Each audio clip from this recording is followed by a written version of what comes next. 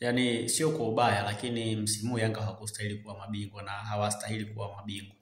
Yani kwa vyovyote ambavyo itakuwa, lakini msimu huu Yanga hawastahili kuwa mabingwa kwa namna yoyote.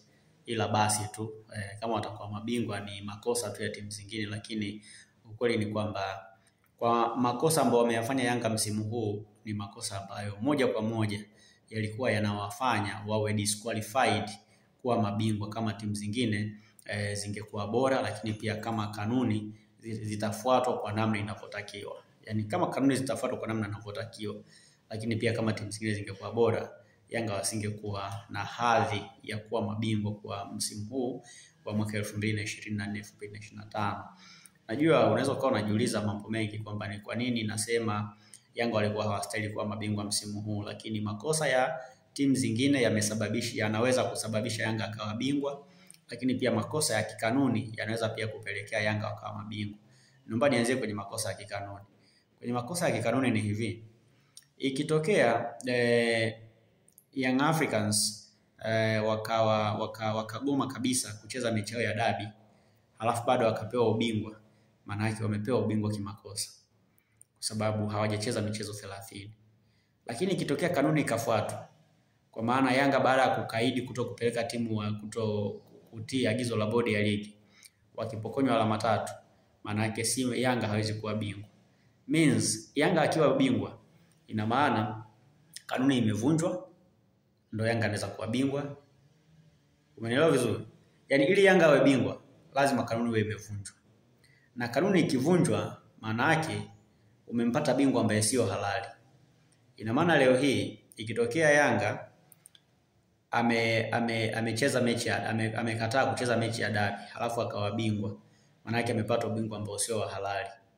Lakini ikitokea Yanga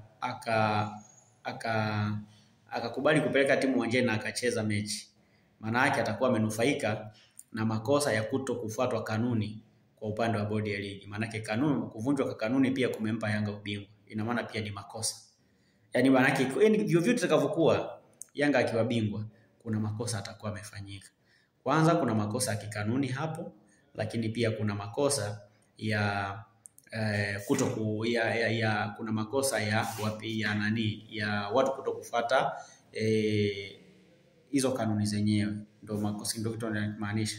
Naomba niweke vizuri ili unielewe. Yani Yanga msimu akiwa bingwa, maana yake kuna makosa ya kikanuni yatakuwa yamefanyika, lakini kuna makosa ya timu zingine yatakuwa yamefanyika. Naomba nianzie kwenye makosa ya kikanuni. Nataka kuiweka sawa unielewe. Yanga bodi ya ligi walitangaza kuahirisha mchezo. Kitendo cha Yanga kugomea kutokutii maagizo ya bodi ya ligi ni kosa la kikanuni.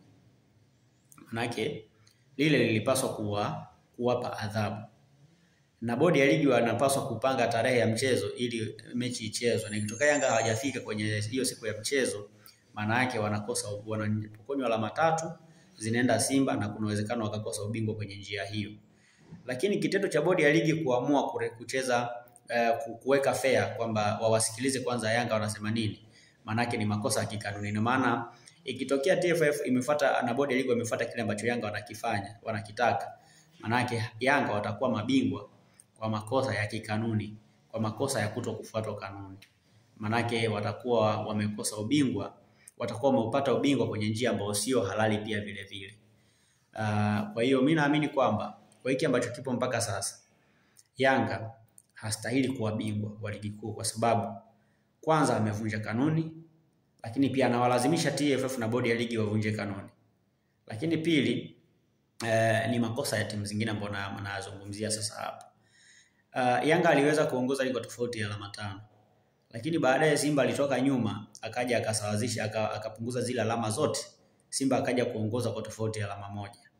Manake pale ndipo ambapo Simba alipaswa kuendelea kukomana kuongoza ligi na kusimama juu ya msimamo mpaka sasa, kwa sababu hata hivyo Yanga kwenye msimu huu wamepitia changamoto nyingi.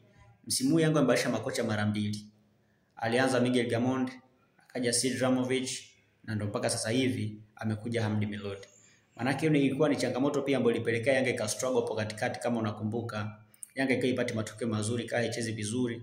Kwa hiyo ilipaswa kuwa advantage kwa Simba na timu zingine, lakini mwisho wa siku Simba na timu zingine zilishindwa kutumia kama advantage.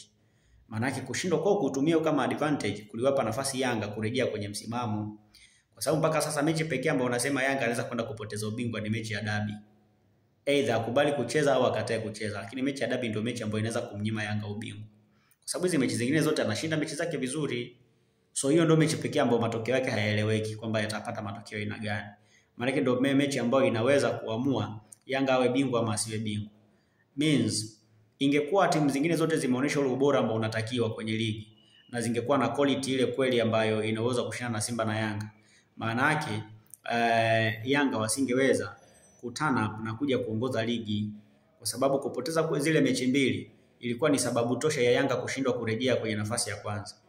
Lakini kwa sababu timu zingine ni timu dhaifu, zimeshindwa kuwa na kikosi ambacho kinaweza kushinda kila mechi, hiyo imewapa advantage Yanga kurejea kwenye nafasi ya kwanza kwenye msimamo.